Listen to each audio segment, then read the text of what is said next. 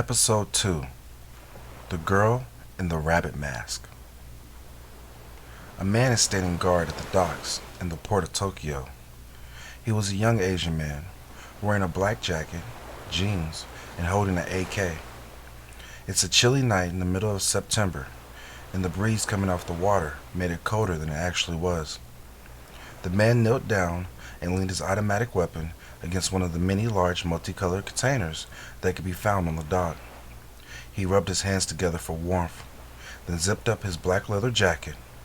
He took a couple of steps forward so he could look down one of the rows of the huge cargo boxes. He checked right, then left. Nothing. It was too quiet for him. Boring, really. He had been guarding this container all night and knew it was time for his boss to show up for the exchange. He didn't want to be caught slacking, so he walked back and grabbed his rifle, hung it by the strap around his chest. He then pulled out a cigarette and lit it. After a couple of pulls, he heard footsteps approaching. He held the cigarette in his mouth by pressing his lips together, while reaching for his rifle. He slowly walked down the endless rows of containers and turned a corner.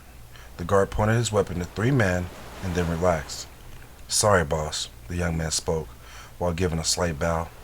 The 3 men walked up and stopped short of the young man. The gentleman in the front was wearing a white suit with a bright red shirt and red shoes. His hair was long and messy. The 2 men behind him wore a black jacket with a dragon on the back, matching the one the young guard was wearing.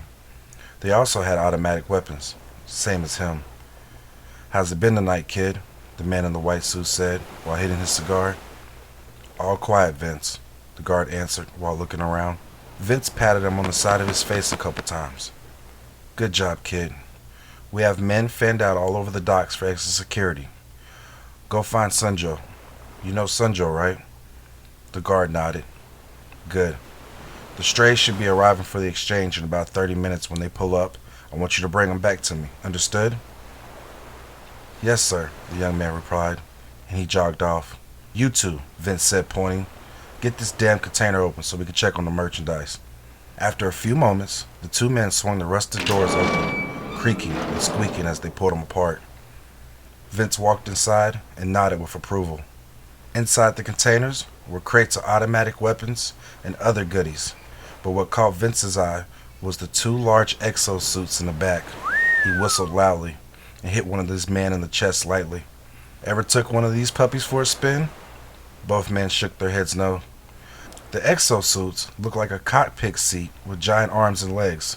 They stood about 10 to 12 feet tall and had the words Campbell and Rudolph painted on the foot. "You can stir up some real hell with these bad boys. Best thing to come out of America since Busta Rhymes." The 2 men looked confused. "Come on, guys. Bust a bus? Put your hands where your eyes can see? Dangerous? Give me some more?" The men looked at each other and shrugged.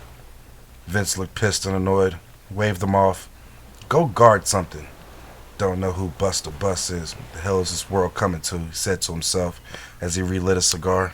The young man who was sent to find Sunjo was walking the rows of the freight containers, worried why he didn't see anybody else from the gang yet. Vince said he brought others with him, so where the hell was everybody? He asked himself. He walked a little further, then paused. He thought he heard suspicious movements coming from behind one of the colored crates. He lifted his rifle and walked slowly around the corner, finger on the trigger. He saw nothing or no one but a weird toy on the ground. He walked up and looked at it. It was a stuffed black rabbit with 4 long arms and long legs, no mouth, and creepy red eyes. He kicked it and wondered if a dock worker's kid had dropped it earlier that day. He walked back to the edge of a container, leaned up against it while lighting another cigarette. Where the fuck is Sunjo? He took a deep pull and blew out the smoke. His ass, not mine, if he gets caught fucking off, he thought. Behind him, the black rabbit stood up, silently. It cocked its head awkwardly sideways and stared at the guard. It went down on its many legs and arms and crawled like a spider rapidly and silently towards the young man. It stood up right again once it was at his back, and from the tip of his arms, nanites poured out of slits and took the shape of long black blades. The young man got a chill in his soul, as if something wasn't right, and turned around quickly. He looked down the rows of containers but saw no one. He rubbed the back of his neck, still feeling uneasy. As he was about to turn back around, something caught his eye. The young man looked down at his feet and jumped back. The toy rabbit that was just crates away down the road was now laying at his feet. "What the fuck?" he whispered to himself. He looked at the spot where the toy was just a few moments ago and then looked back down at his feet again. He turned around in circles. He saw no one. "Whoever's playing with me, fuck you," he yelled into the night, convinced somebody in the gang was messing with him for shits and giggles. He bent down and picked the rabbit up by its ears and brought it close to his face to get a good look at it. It was bigger than any stuffed animal he had seen, and a little too heavy too. But in an instant, a black blade slid out of one of the rabbit's arms and slit the young man's throat. This made him drop the toy and his rifle. He grabbed at his neck, spewing blood all over himself. He watched in horror as the rabbit stood up on its own. The young man fell to the ground and, in an attempt to live, crawled as fast as he could to retrieve his rifle. The rabbit was faster, stabbing him in the eye as his fingertips touched the rifle. With the guard dead, the rabbit got back into spider mode and scurried down the rows of shipping containers, past the bodies of other guards it had already killed. It scurried along in the dead of night and made its way to a tall crane near the port's edge and started climbing it. On top of that crane sat a young Asian girl. She was wearing a full black bodysuit with a mask pulled up on top of her head. Her long hair was tied into one big long braid that went down the length of her back and was dyed green. She had a pretty face and soft features. Her eyes were big and bright, each one a different color, one light brown and one bright green. She was nodding her head to the music in her earbuds when the rabbit appeared, crawled up her back, and looked at her from over her shoulder. She looked at it and spoke in her mind. "Great job, Tobias. You're the greatest partner a girl can ask for." She and the rabbit fist bumped. "No wannabe gangsters are too much for my buddy," she said, patting it on his head. "Now go hide towards the entrance and keep watch. Let me know when the other gang arrives, please, and thank you." The rabbit nodded and spoke telepathically back. The mental voice was like that of a small child. "Okay, big sis, I'm on it." Tobias jumped off her back and started down the crane. In moments, it was out of view. The girl pulled her phone out of a pouch on her belt and made a call. An all too familiar voice came through her earbuds. "Good evening, Kimmy," Mrs. Masato said. "What's up, Mom Dukes?" Kimmy replied. "I am not your mother, Kimmy. How many times do we have to go through this?" "You're not my mother, you say?" Kimmy said, laughing. "Let's see. You tell me when to train. You tell me where to go. You criticize what I eat. Oh, how I dress when I'm not on assignment. Oh, and this is the one that kills me. And you always have something to say about what guys I choose to date." "That last guy was horrible," Mrs. Masato blurted out. "Don't get me started. A college dropout who works fast food with dreams of going pro at skateboarding? Really, Kimmy? Really?" The girl with the green hair was laughing. "What do you want me to say? He was cute, with a nice ass. Oh, and that right there, how you're acting? That's mom shit, by the way." "No, it is not," Mrs. Masato argued back. "I am your friend, guardian, and your employer." "A friend that raised me since I was 15 when my parents died," Kimmy fired back. "Let's just get back to the mission, please," Mrs. Masato said, knowing the argument could go on forever. "Whatever you say, Mom Dukes," Kimmy said, giggling. As if she had a switch in her head, Kimmy got serious in an instant. "All shadow dragons have been taken out, but the last two standing guard near the target." "Excellent, dear. Remember, the shadow dragons have 3 main bosses that need to be eliminated to successfully wipe out the gang and complete your assignment." "I read the files, Mom." There was a pause. Mrs. Masato wanted to argue the whole mom thing again, but let it go and continued speaking.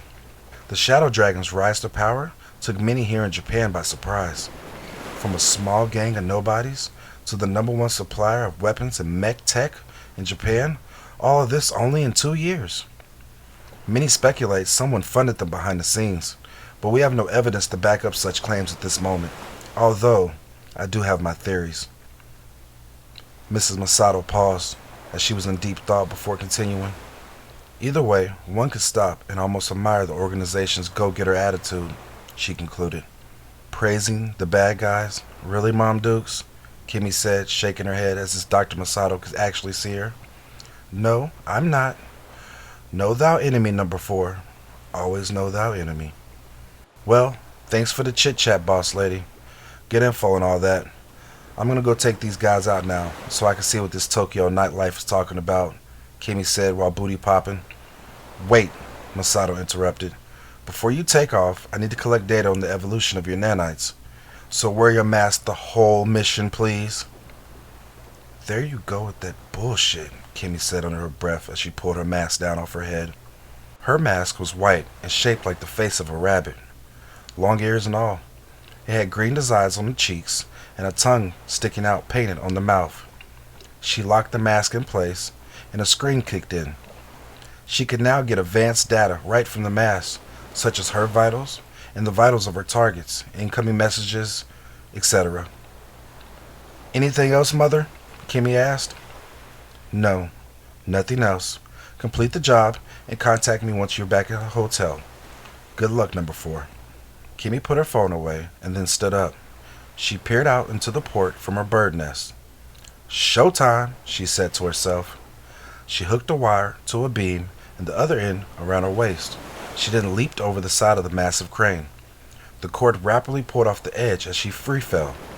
Right before it snapped tight, she reached up and cut the cord, did a backflip, and landed on her feet. She took a bow and said, with that outstanding landing, the crowd goes wild. Thank you, Tokyo. Thank you. You're too much. Stop it. No. Keep it coming. I need it. Just a little more, as she raved to an imaginary crowd. She then straightened up after a few moments of goofing off and closed her eyes. She concentrated and spoke in her mind. Tobias, how we looking, buddy? A voice spoke back in her head. All clear, sis. Nobody has pulled into the port. Shouldn't the buyers have been here by now? Yeah, Kimmy responded suspiciously. All the intel we gathered said the deal was going down at 2 in the morning. Just keep me updated, T. Will do, the voice said in her head. She opened her eyes and took off down the port. Before crept in the shadows of the cargo holders while avoiding the lights as she approached the weapons cache that belonged to her target.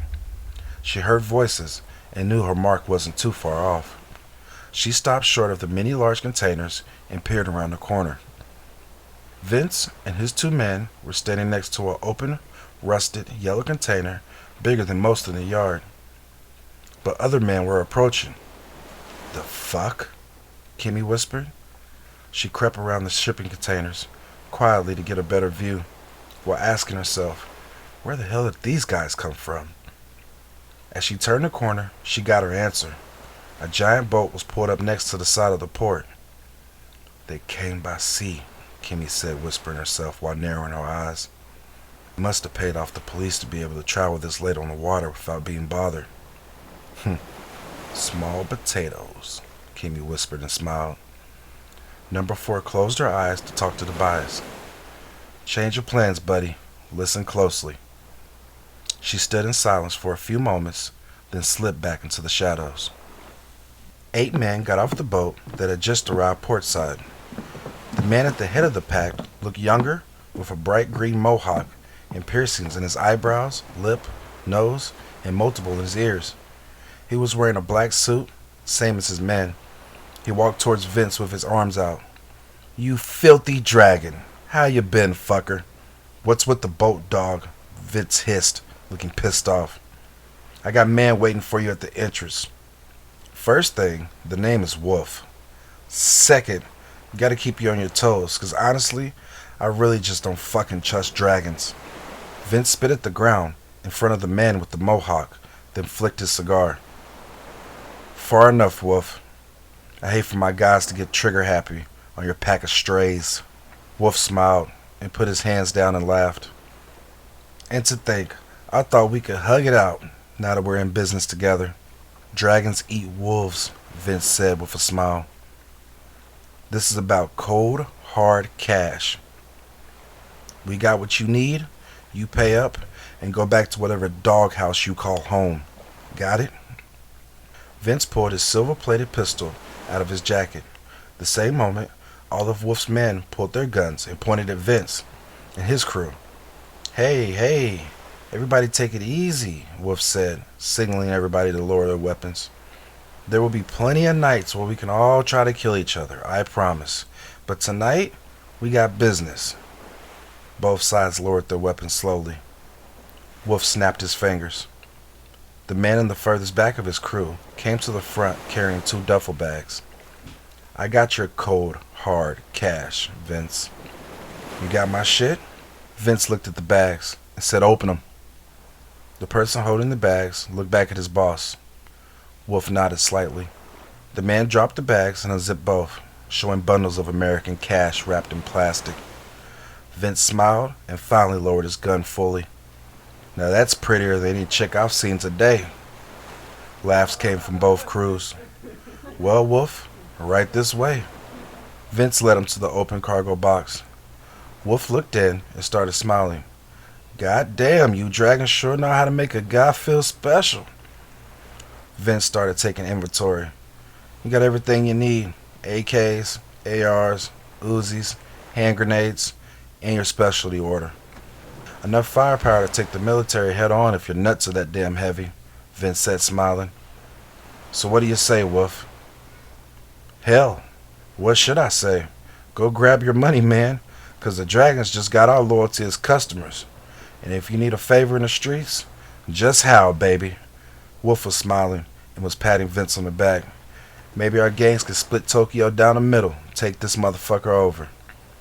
Outside, one of Wolf's men noticed a silver ball the size of a marble rolled by his feet.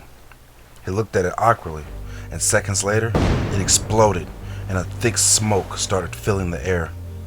A few moments later, little explosions could be heard all around the men. "What's going on?" one man shouted. "I can't see shit," another one said. Vince and Wolf looked at each other, then looked outside, both confused. They turned and drew their pistols on each other. "What the fuck are you playing at, Vince?" "Nah, fuck you and your dragons," Wolf replied. "Think you're gonna kill us and take the money, huh?" They both turned their heads as they heard screaming outside the rusted cargo container. Outside, one of the men walked slowly through the thick smoke with his pistol raised. He could hear one of his gang members screaming. "Get it off me!" he was shouting repeatedly.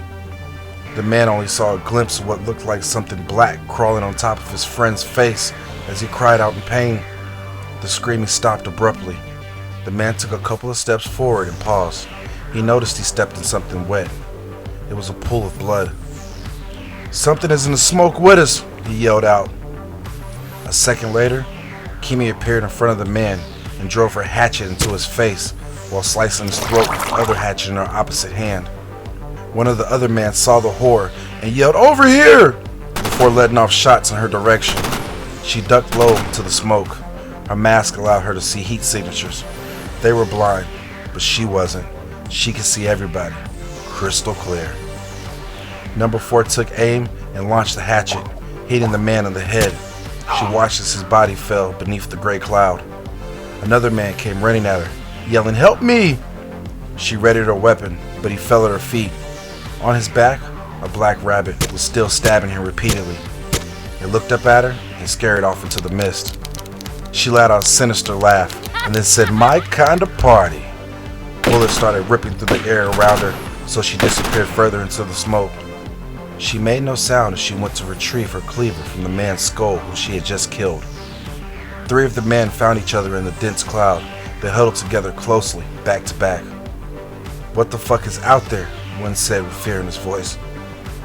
I saw a rabbit," one of the 3 said. "It jumped from person to person, stabbing them to death."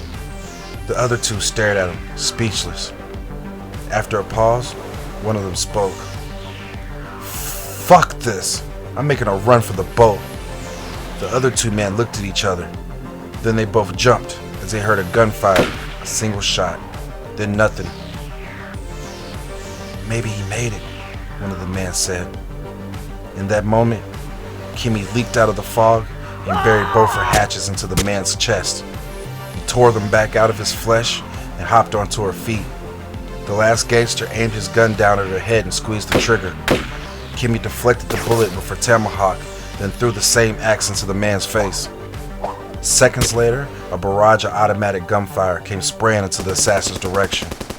She quickly snatched her axe out of the dead gangster's face and ran and slid behind the nearest container as bullet holes formed inches from her mask and the side of the cargo container she was using for cover.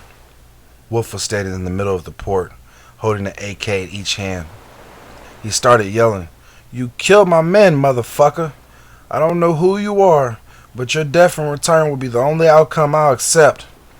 Seconds later, rumbling and humming came from within the weapon cache container. Kimmy shook her head as she knew what was coming. The side of the container was ripped open from the inside as an exosuit stepped out. "Let's see you fight this, bunny rabbit," Vince said over the intercom of the mech. "I would have joined you in the other one, but I don't know how to use that damn thing yet," Wolf said, laughing as he popped off another round of shots at the assassin. "Consider this a lesson free of charge," Vince said. He then snatched Wolf up with the giant metal claws of the suit. "What are you doing?" Wolf said, struggling to no effect to free himself from the mech's deadly grasp. "We're on the same side. Don't you dare double-cross me, Vince," Wolf spat. The arms of the giant mech pulled Wolf close to the cockpit to see Vince inside. "Listen here, you flea-infested mud. I'm going to take your money and my weapons. Then I'm going to use those weapons to kill off the rest of your trash gang. Tokyo belongs to the Shadow Dragons. Period." Vince then grabbed Wolf's torso with one arm and his feet with the other and pulled until he split into two pieces, spilling Wolf's insides all over the ground. Vince then threw the bottom half at the crate Kimmy was hiding behind, hitting it with a loud thump. He then dropped the torso on the ground and stepped on it. He lifted the exosuit's foot up and laughed at how Wolf's paste-like remains were stuck to the mech's foot like gum. The assassin ran from behind the crate full speed. "Where you think you going?" Vince said calmly. Kimmy slid across the concrete and grabbed the AK Wolf was holding. While still in mid-slide, she turned on her stomach, aimed down the iron sight, and then loaded the rest of the clip into the glass in the cockpit door. Besides a small crack, it was still intact. "It's bulletproof, asshole," Vince said with a smile. The mech started charging at her full speed. She dropped the rifle and took off running in between the multicolored freight crates. She leaped off one to reach the top of another one, and then continued running at the top of the containers at top speed, jumping from one to another with Vince right on her ass. Kimmy ran across the top of the containers while Vince was plowing through the ones that she had just leaped from, leaving destruction in his wake. Number 4 cleared her mind while running. "Tobias, I need you to look up the schematics of the model of this mech and picture it so I can see it." They had just learned how to talk to each other telepathically a couple of weeks back, so this was a stretch, but she was running out of options and containers to leap on. Vince brought one of the long exosuit arms down like a club, and Kimmy jumped high to avoid it as it crashed down, smashing the cargo box to pieces. On the way down, she spun in the air and back-kicked the glass of the cockpit as hard as she could. It cracked a little more, but still didn't break. She tumbled to the ground and started to get up. Vince grabbed her by her leg with one of the suit's cold metal claws and slung her hard through the cargo holder about 15 feet away. She crashed through the side and was almost passed out. But Number 4 got her bearings, and she realized her fall was broken somewhat by coffee bags. Some of the bags had busted open and were spilling on top of her as she tried to get up. Flashes of the schematics were rapidly filling her mind, quickly stopping her from moving at the moment. She calmed herself and processed the information. "Thank you, T," she said out loud, as a giant claw tore through the side of the cargo hold, inches from her face. She got up, grabbed the arm as it was being pulled out of the mangled crate. Vince pulled the mech arm out of the receptacle to see Kimmy dangling from it.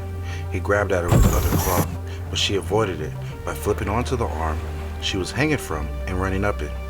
She jumped and landed on the back of the mech. "Get off!" Vince yelled. She avoided the arms bent backwards, trying to grab her. Come on, come on. Where the fuck is the red switch?" she said loud. She ducked as a claw came close to snatching her. She spotted the lever tucked in the shoulder on her left arm. She jumped for it, barely grabbed it, and pulled hard. It was the emergency open switch. The cockpit door ejected off the front of the mech with a loud pop. The hatch flew in the air and crashed several feet away. At the same time, Vince finally got a hold of her by the foot and slammed her into the ground hard, then flung her in front of him, sending her bouncing off the pavement and rolling to a stop. Vince yelled, "Got your ass," feeling victorious. He walked the mech over to one of the freight containers he had smashed and pulled a huge piece of metal off. The mech then turned and started walking back towards the assassin. Kimmy, feeling sore all over, got to her feet slowly. She knew a regular human would be down for the count, or worse, but her nanites were working overtime to repair the damage she had taken. She straightened up her stance and held her head high. She screamed at Vince.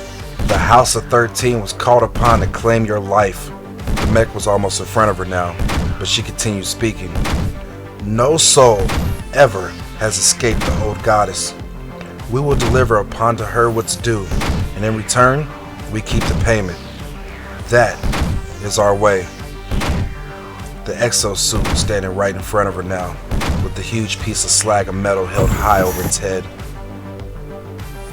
"Sounds like a bunch of bullshit from where I'm sitting," Vince chuckled. "Tell you what, she can have your life instead," and swung the metal down to crush number 4. The metal stopped inches from her head. She never flinched. She never moved. Vince looked angry and confused as he pushed multiple buttons in the cockpit and moved the joysticks erratically. On the back of the mech, Tobias had cut the power supply cord, knowing exactly where it was after downloading the schematics. "You look confused," Kimmy spoke softly as she pulled herself on top of the twisted hulk of metal. She stood staring at Vince as she slowly pulled her hatches out. Vince looked bug-eyed and sweaty. He then looked at the roof of the cockpit as he heard what sounds like little feet walking. He jumped and let out a yelp as a black toy rabbit, crawling on many legs, jumped off the roof and ran by the assassin's feet. It stood up and waved at Vince. He was uncontrollably freaking out at this point. He started trying to undo the belts that kept him latched into the seat. "They're automated, Vince," Kimmy said softly. "No power? Nowhere to go?" She walked forward and put her mask right next to his face. "The old goddess is due a soul, wouldn't you agree?" Vince yelled at the top of his lungs as the girl in the rabbit mask started hacking away at his neck repeatedly. Nasty swing after nasty swing of her favorite weapons until she could pull the head off of his shoulders and threw it out of the cockpit. Tobias watched as it sailed in the air and bounced off the ground before coming to a stop. She stood up straight and put her hatchets away. Tobias scurried over, ran up her back, and hung off her shoulder. "Great job, T," she said as they fist bumped. Kimmy hopped down and started walking back to where the meeting had taken place. The agreement was the duffel bags full of cash was this assignment's payment after all. Kimmy laughed at the thought. How ironic. In the end, Vince paid for his own assassination. While jogging down the port, she hit the buttons on the side of her mask to unlock it. She pushed it to the top of her head and took a deep breath while smiling at Tobias, who was still perched on her shoulders looking out into the water. "Great teamwork tonight, T. Tomorrow is most definitely a spar day." Tobias answered back in her head. "When do we have to take out the other targets, big sis?" "Not till the weekend, which basically gives us a whole week to fuck off," she responded. "Aren't they going to be on guard after tonight, sis?" Tobias asked. "Nah," Kimmy said, shaking her head. It all looks like a deal gone bad, especially with the cash mission. These gangs will be at each other's throats, but not on the lookout for any assassins. But enough about the job. You know what's crazy? I'm a Japanese American, and I have never been to Japan before 48 hours ago. Feels good to have a week to experience the city like a normal person. Tobias nodded in agreement. They reached a container where the meeting went down and found the duffel bags right where the gangsters left them. Kimmy zipped the bags back up and was ready to be off when her and Tobias heard police and other emergency response vehicles in the distance. Kimmy looked around at the damage and destruction caused from the fighting. I am definitely going to get a lecture from Mom Dukes. Tobias nodded in agreement again. Oh, it couldn't be helped this time. You say that every time, Tobias said in her head. Whose side are you on? Kimmy said, laughing. The sirens were getting louder and closer. I think we ought to take Wolf's boat. I don't think he'll fall to pieces if we do, she said, laughing out loud. You get it? Because he literally got ripped into two pieces? It's not funny, Tobias said in her head. Just get on the boat, punk, Kimmy said, annoyed he didn't find her funny. Tobias jumped off her shoulders and onto the boat. Kimmy heaved both bags on board and jumped on the boat itself. She started the ship and shot off before the police could show up. As she was steering the boat through the dark waters, she thought to herself how fun this week was going to be. Shopping, nightclubs, sightseeing, and cute boys. When it dawned on her, number 2 was somewhere here in Tokyo as well. She had never met the famed smiling ghost. She didn't even know the killer was a male or a female, but was told sometime this week they would have to link up. She was also told that if she got in any trouble, she could actually call number 2 for backup, which was odd, since none of the 13 rarely were seen together, let alone teamed up. She opened a bottle of tequila she had found on board and turned the bottle up. Things were definitely going to get wild and crazy in Tokyo, she said to herself.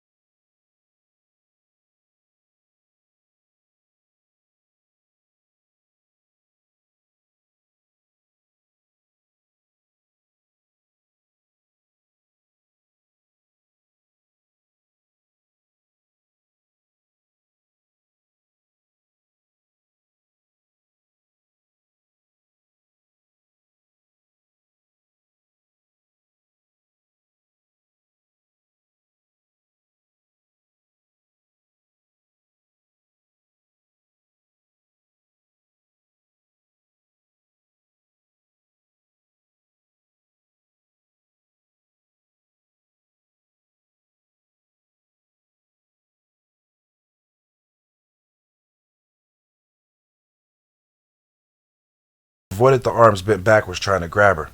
Come on, come on. Where the fuck is the red switch? She said out